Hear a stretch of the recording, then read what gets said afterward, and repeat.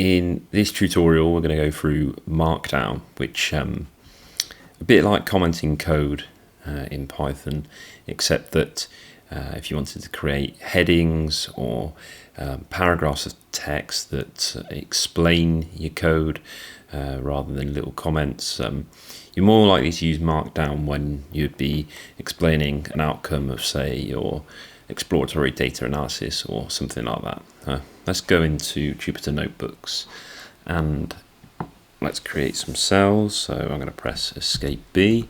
That'll generate these.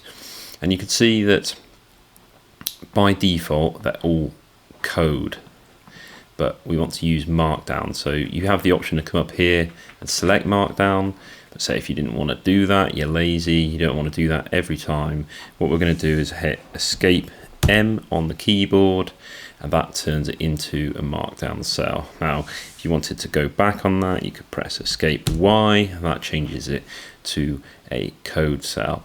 So what we're going to do is we're going to create a heading, which we use the hashtag, and we can say this is a heading, and then Control Enter like that, and we've got ourselves a heading.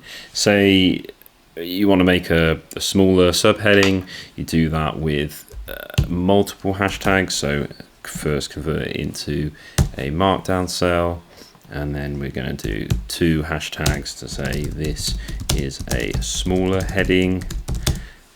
Control Enter to run that, and then again we're gonna make this even smaller heading, so even smaller heading, like so. So the hashtags will dictate the size of the heading. I've just realized that's a typo, but I'm going to leave it because what are you going to do about it? And typical comments of code you'd still have coded cell, and then you've got this is a comment. So the hashtag, while the cell is still selected as code, that's where you can leave your typical comments. And my dog's going mental in the background. Don't know why.